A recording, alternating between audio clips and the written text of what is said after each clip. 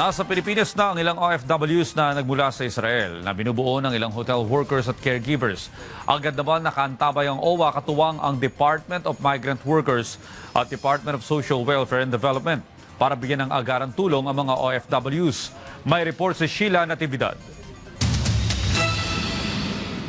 Ligtas na nakabalik sa bansa ang 22 overseas Filipino workers mula Israel sakay ng commercial flight nitong Sabado. Binubuo ito ng 18 caregivers at 4 na hotel workers.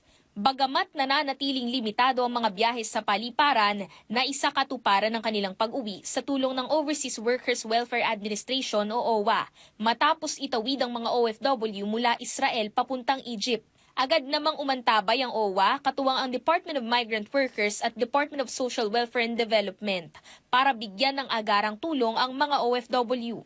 Kabilang dito ang reintegration programs, skills training mula sa TESTA, government-to-government o G2G Overseas Employment Program, tulong pangkabuhayan at suportang medikal. Samantala, nagsagawa ng pagpupulong ang reintegration network sa Region 9 sa Zamboanga City para talakayin ang kalagayan ng mga Pilipinong apektado ng tensyon sa gitnang silangan. Nagkaroon ng palitan ng mungkahi sa pagitan ng mga ahensya ng pamahalaan at mga non-government organizations hinggil sa mga naipaabot na tulong, pagpapalakas ng repatriation efforts at mas maayos na koordinasyon ng mga ahensya. Layunin din ito ang mas komprehensibong pagpaplano ng mga susunod na hakbang para sa mga OFW. Ang mga inisyatibang ito ay bahagi ng whole-of-government approach.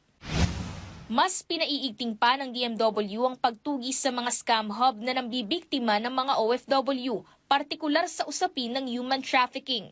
Ayon kay Migrant Workers Secretary Hans Leo Kakdak, nakikipag-ugnayan ng DMW sa iba't ibang ahensya ng pamahalaan para mas mapatibay ang proteksyon at serbisyo para sa mga OFW.